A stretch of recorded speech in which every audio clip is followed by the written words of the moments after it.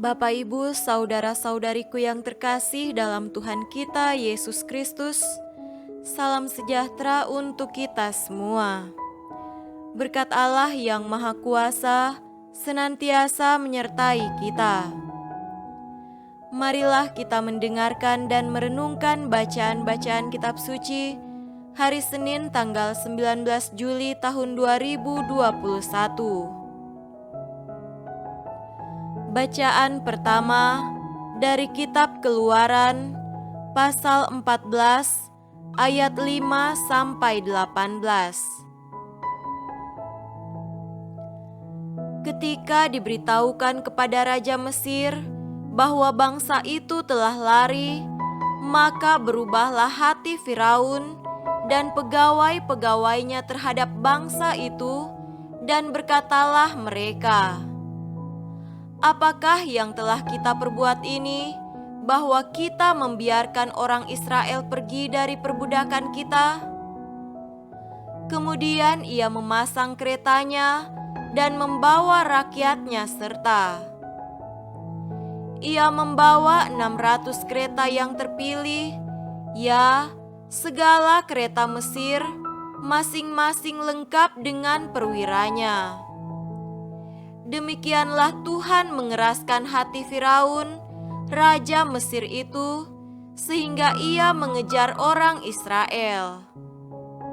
Tetapi orang Israel berjalan terus, dipimpin oleh tangan yang dinaikkan. Adapun orang Mesir, segala kuda dan kereta Firaun, orang-orang berkuda dan pasukannya, mengejar mereka dan mencapai mereka pada waktu mereka berkemah di tepi laut, dekat Pihahirot, di depan Baal Sefon. Ketika Firaun telah dekat, orang Israel menoleh, maka tampaklah orang Mesir bergerak menyusul mereka. Lalu sangat ketakutanlah orang Israel, dan mereka berseru-seru kepada Tuhan, dan mereka berkata kepada Musa, "Apakah karena tidak ada kuburan di Mesir, maka engkau membawa kami untuk mati di padang gurun ini? Apakah yang kau perbuat ini terhadap kami dengan membawa kami keluar dari Mesir?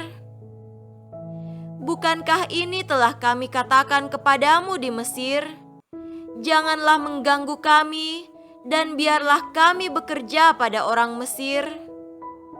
Sebab lebih baik bagi kami untuk bekerja pada orang Mesir daripada mati di padang gurun ini."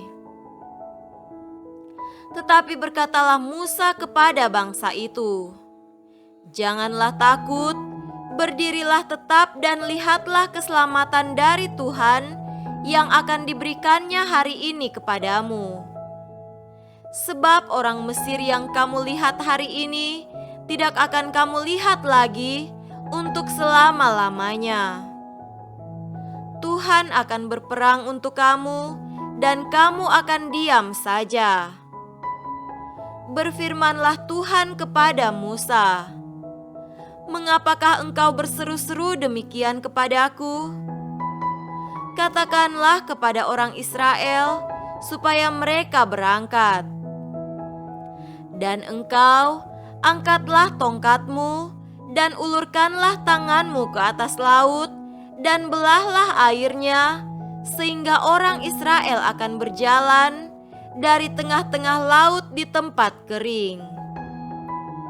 Tetapi sungguh aku akan mengeraskan hati orang Mesir, sehingga mereka menyusul orang Israel, dan terhadap Firaun dan seluruh pasukannya, keretanya dan orangnya yang berkuda, aku akan menyatakan kemuliaanku. Maka orang Mesir akan mengetahui bahwa akulah Tuhan, apabila aku memperlihatkan kemuliaanku terhadap Firaun, keretanya dan orangnya yang berkuda." Demikianlah sabda Tuhan. Syukur kepada Allah. Tuhan beserta kita sekarang dan selama-lamanya. Inilah Injil Yesus Kristus menurut Matius. Dimuliakanlah Tuhan. Injil Matius pasal 12 ayat 38 sampai 42. Pada waktu itu, berkatalah beberapa ahli Taurat dan orang Farisi kepada Yesus, "Guru, kami ingin melihat suatu tanda daripadamu." Tetapi jawabnya kepada mereka, "Angkatan yang jahat dan tidak setia ini menuntut suatu tanda. Tetapi kepada mereka tidak akan diberikan tanda selain tanda Nabi Yunus. Sebab seperti Yunus tinggal di dalam perut ikan 3 hari 3 malam, demikian juga Anak Manusia akan tinggal di dalam rahim bumi 3 hari 3 malam." Pada waktu penghakiman, orang-orang Niniwe akan bangkit bersama angkatan ini dan menghukumnya juga. Sebab orang-orang Niniwe itu bertobat setelah mendengar pemberitaan Yunus, dan sesungguhnya yang ada di sini lebih daripada Yunus. Pada waktu penghakiman, ratu dari selatan itu akan bangkit bersama angkatan ini, dan ia akan menghukumnya juga. Sebab ratu ini datang dari ujung bumi untuk mendengar hikmat Salomo, dan sesungguhnya yang ada di sini lebih daripada Salomo. Demikianlah Injil Tuhan. Terpujilah Kristus. Saudara-saudariku yang terkasih dalam Tuhan kita Yesus Kristus, tema renungan kita pada hari ini adalah ketaatan yang mendatangkan berkat. Petrus baru saja membuang sauh perahunya dan membersihkan jalannya. Ia tidak saja mengalami kelelahan fisik karena bekerja semalam suntuk, tetapi juga kelelahan psikis karena tidak mendapat apa-apa. Mungkin sekali ia kecewa dan berpikir untuk pulang saja ke rumah setelah semalam-malaman bekerja sia-sia. Tapi itu tidak dilakukannya. Ia malah taat dan bersedia menolakkan perahunya untuk menangkap ikan setelah mendengar suruhan Yesus kepadanya, "Duc in altum laxaborete," yang berarti bertolaklah ke tempat yang dalam dan tebarkanlah jalamu.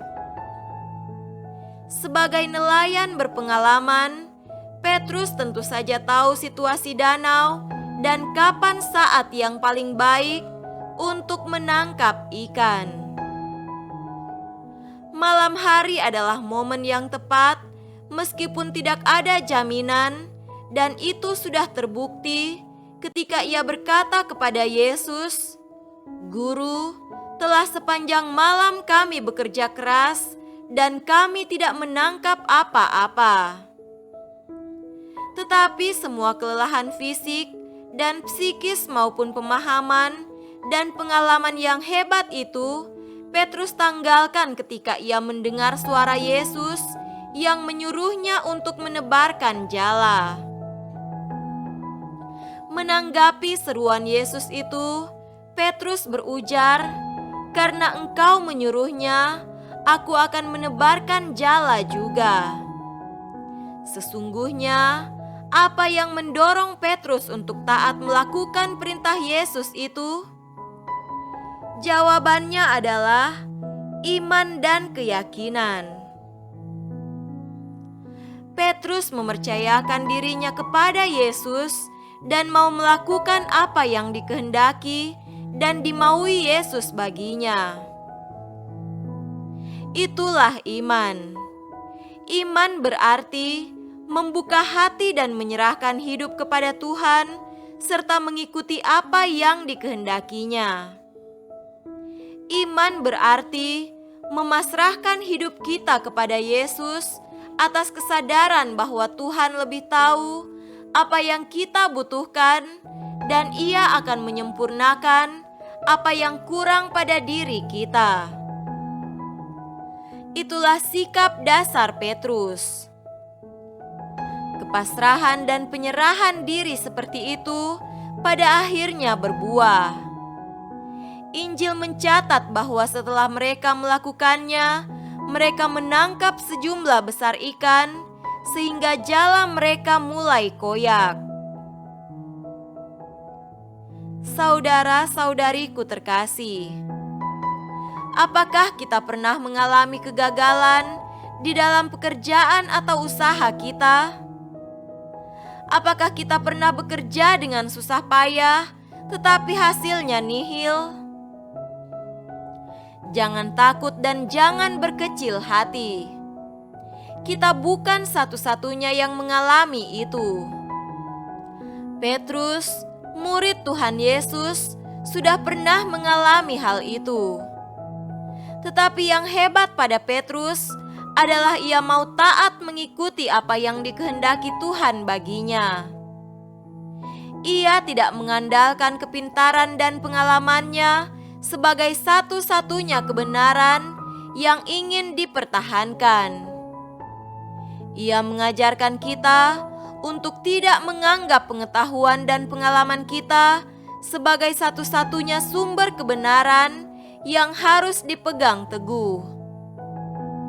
Ia mengajarkan kita apa artinya menjadi murid Yesus.